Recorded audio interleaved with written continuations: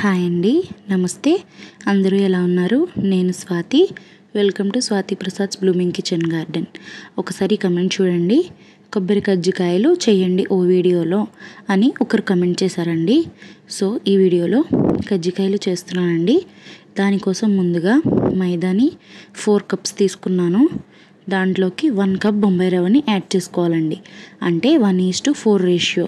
1 glass మైదా తీసుకుంటే పావు glass Bombay రవ్వని యాడ్ చేసుకోవాలి.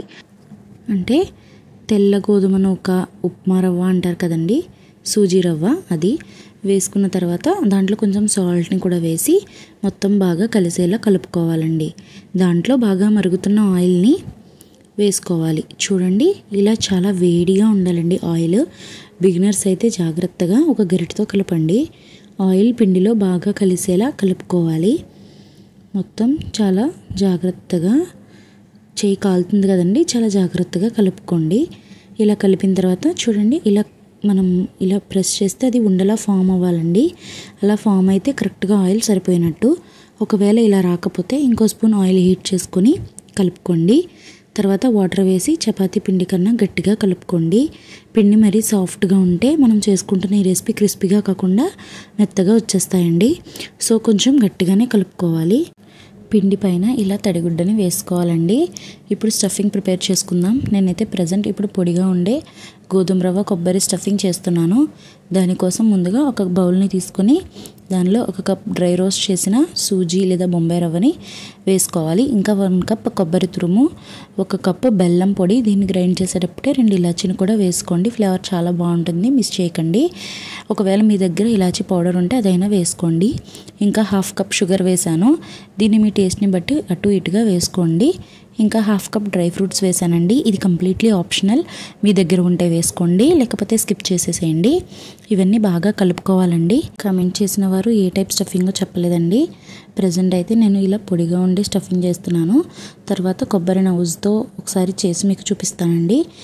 ఇప్పుడు ముందుగా మనం కలిపి పెట్టుకున్న పిండిని కొద్దిగా తీసుకుని చపాతీలాగా రోల్ చేసుకోవాలండి.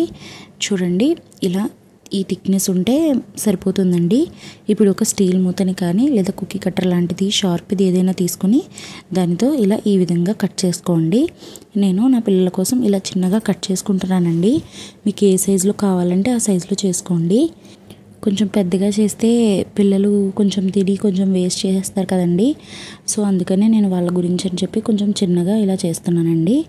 సో మనం ఇప్పుడు చేసుకున్న స్టఫింగ్ని అయితే దీంట్లో ఒక్కొక్క స్పూన్ని పెట్టుకొని మంచిగా సీల్ చేసుకోవాలండి. నేను ఎలా చేయాలో మీకు చూపిస్తాను. ఇప్పుడు ముందుగా మనం చేసుకున్న స్టఫింగ్ని తీసుకొని ఇలా మనం రౌండ్గా కట్ చేసుకున్నాం కదండి, వాటిల్లో ఒక స్పూన్ స్టఫింగ్ని మనం ఇలా సెట్ చేసుకోవాలి మిడిల్లోకి. చుట్టూ కొంచెం గ్యాప్ వచ్చేలా చూసుకోవాలి. ఇలా స్టఫ్ చేసుకున్న తర్వాత చుట్టూ వాటర్ని జస్ట్ మనం వాటర్లో ఫింగర్స్ని డిప్ చేసి అలా వంటే సరిపోతుందండి, ఎక్కువ వేయ అవసరం లేదు. ఇప్పుడు ఇది సీల్ అవుతుందండి. ఇలా సీల్ అయిన తర్వాత మనం దీన్ని 2 టైప్స్గా డిజైన్ చేసుకోవచ్చు. ఫస్ట్ది ఇలా ఫోర్క్తో జస్ట్ ఇలా మనం ప్రెస్ చేస్తే ఇలా ఒక డిజైన్ అవుతుంది. ఇది బిగినర్స్ అయితే ఇలా చేయండి.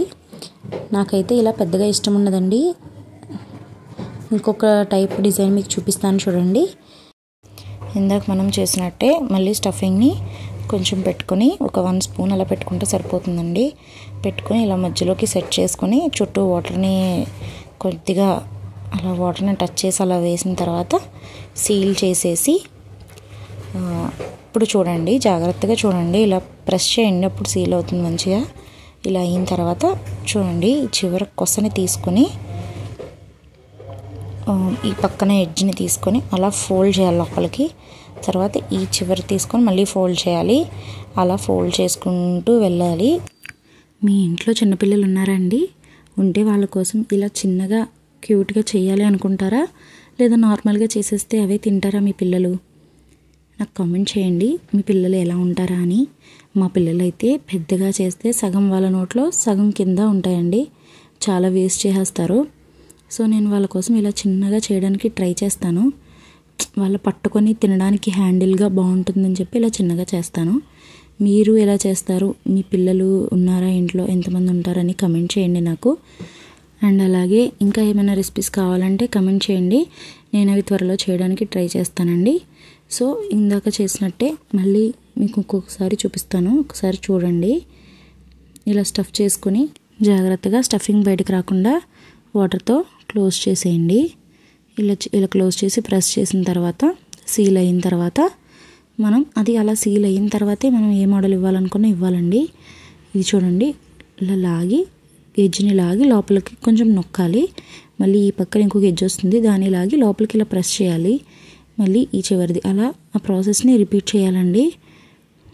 చూడండి, నేనైతే ఎప్పుడు ఇలా హ్యాండ్తోనే చేస్తానండి. నాకు గజ్జికాయలు చేసే బల్లలు అవి ఉంటాయి కదండి, వాటితో నాకు మంచిగా అనిపించదండి. నేను ఎప్పుడు ఇలా హ్యాండ్తోనే చేయడానికి ట్రై చేస్తాను. దాంట్లో చేయడం వల్ల లీకేజ్ ఏమీ అవ్వదు, కానీ చుట్టూ చాలా లావుగా వచ్చేయడం వల్ల ఆ చుట్టూ గట్టిగా అయిపోతాయండి. మనమైతే ఇలా చేసుకుంటాము కాబట్టి బాగుంటుంది. నాకైతే ఇలాగే ఇష్టం, సో నేను ఇలాగే చేస్తాను. నా వీడియో చూస్తున్నప్పుడు మీకు యూస్ఫుల్గా అనిపిస్తే ప్లీజ్ నా వీడియోని లైక్ చేసి, షేర్ చేసి, కమెంట్ చేయండి. అలాగే నా ఛానల్ని సబ్స్క్రైబ్ చేసుకొని నన్ను సపోర్ట్ చేయండి. సో వీడియోలోకి వెళ్తే ఇప్పుడు పొడి స్టఫింగ్ చేస్తున్నాను కదండి, నేను పొడి స్టఫింగ్ చేసి పెడుతున్నాను. అలా కాకుండా కొబ్బరి బెల్లం కలిపి నౌజ్ చేసి కొబ్బరి లడ్డూలు చేసుకుంటారు కదండి, ఆ టైప్లో నౌజ్ చేసి దాన్ని కూడా ఇలా స్టఫింగ్ పెట్టుకొని చేసుకోవచ్చండి. సో కమెంట్ చేసిన వారు ఏ టైప్ స్టఫింగో చెప్పలేదు కాబట్టి నేనైతే ప్రజెంట్ ఇలా చేస్తున్నాను. తర్వాత నేను కొబ్బరి నౌజ్తో స్టఫింగ్ ఎలా చేసుకోవాలనేది కూడా మళ్ళీ ఇంకొకసారి వీడియో చేసి పెడతానండి. అలా చేశాక కూడా మళ్ళీ అవి పాకం పట్టుకోవచ్చు. వాటిని పాకం కొబ్బరి గజ్జికాయలు అంటారండి. వాటిని కూడా మీకు త్వరలో చేసి చూపిస్తాను, వీడియో పెడతాను. సో ఇలా అన్నీ ఫాస్ట్ ఫార్వర్డ్లో పెట్టానండి. ఫాస్ట్గా చేసినట్టు కనిపిస్తుంది, అంతే ఫాస్ట్ ఫార్వర్డ్లో పెట్టాను. ఇలా అన్నీ నేను చేసేసుకున్నానండి. ఇవి చూడండి ఒకసారి, నేను ఫస్ట్ చేసినవి ఇలా గట్టిగా అయిపోతాయండి. ఇలా గట్టిగా అయిపోతాయి ఫస్ట్ చేసినవి, పట్టుకుంటే హార్డ్గా అనిపిస్తాయి. ఇది చూడండి, ఇవి ఇందాకే చేశాను. బిగినర్స్ అయితే చేశాక కాసేపు ఇలా వదిలేస్తే గట్టిగా అవుతాయి కదా, అప్పుడు మనం డీప్ ఫ్రై చేసుకుంటే స్టఫింగ్ బయటకు రాకుండా ఉంటుందండి. మళ్ళీ స్టఫింగ్ బయటకు వచ్చి చీదేసినట్టు అయితే కష్టం కదా, అందుకని చెప్తున్నాను. ఫస్ట్ టైం చేస్తే కనుక ఇలా డ్రై అయ్యాక డీప్ ఫ్రై చేసుకోండి. చూడండి, ఇవన్నీ అయ్యేసరికి నాకు స్టఫింగ్ అయితే అంతా కంప్లీట్ అయిపోయిందండి. స్టఫింగ్ మొత్తం అయిపోయింది, కొంచెం పిండి మిగిలింది అంతే. తర్వాత ఆయిల్ పెట్టుకొని చాలా జాగ్రత్తగా స్లోగా డీప్ ఫ్రై చేసుకోవాలండి. ఒక్కొక్కటిగా వేసి ఫ్రై చేసుకోవాలి.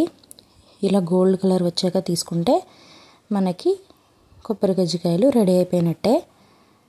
అది కూడా పొడిగా ఉండే గోధుమ రవ్వ కొబ్బరి స్టఫింగ్తో. ఇలా ఒక పక్కన హోల్స్ ఉండే గిన్నె పెట్టుకుని ఫ్రై అయ్యాక అన్నీ ఇందులోకి తీసుకుంటానండి. నేను ఎప్పుడు బటర్ పేపర్స్ కానీ టిష్యూ పేపర్స్ కానీ ఎప్పుడు యూజ్ చేయలేదండి. అలానే ఒక గిన్నె తీసుకుని, దీన్ని చిల్లుల గిన్నె అని అంటాం మేము. ఇలా చిల్లుల గిన్నెలోకి తీసేసుకుంటాం. ఇంకా మిగిలిన కొన్ని ఉంటే అవి కూడా ఇంకో బ్యాచ్గా వేసేసుకున్నానండి. ఇవి కూడా చాలా జాగ్రత్తగా ఫ్రై చేసుకోవాలి. ఫ్రై చేసుకున్నాక అన్నీ ఈ గిన్నెలోకి తీసేసుకున్నాను. ఇలా అన్నీ తీసేసుకున్న తర్వాత ఆయిల్ కొంచెం కింద ఇంకో గిన్నె పెట్టుకుంటాం కదండి, దాంట్లోకి ఆయిల్ దిగుతుంది. ఏమన్నా ఆయిల్ ఎక్సెస్ ఆయిల్ ఏమైనా ఉంటే ఇవన్నీ తీసేసుకున్న తర్వాత ఇవన్నీ కలిపి ఒక ప్లేట్లోకి వేసుకుని చల్లగా అవనివ్వాలండి. కంప్లీట్గా చూసారా, డిజైన్ చూడండి ఎంత బాగా కనిపిస్తుందో. మనం చేసిన డిజైన్ మీకు తెలుస్తుందా? ఇవన్నీ ఒక ఎయిర్ టైట్ కంటైనర్లో మూత గట్టిగా పెట్టుకుంటే చాలా రోజులు ఫ్రెష్గా ఉంటాయండి, మెత్తపడకుండా ఉంటాయి. ఇలా నేను ఈ స్టీల్ బాక్స్లో స్టోర్ చేద్దాం అనుకుంటున్నాను. ఇలా వేస్తున్నాను. ఇప్పుడు ఇవి కొద్దిగా గోరువెచ్చగా ఉన్నాయండి, సో నేను మూతని కొద్దిగా పక్కకు పెట్టుకుంటున్నాను. అందుకని బాగా చల్లగా అయిపోయిన తర్వాత మూతను గట్టిగా పెట్టేస్తానండి. అంతేనండి, క్రిస్పీగా ఎంతో టేస్టీగా ఉండే గజ్జికాయలు రెడీ అయిపోయాయి. వీడియో నచ్చితే లైక్ చేయండి, సబ్స్క్రైబ్ కూడా చేసుకోండి. థ్యాంక్స్ ఫర్ వాచింగ్ అండి. బాయ్.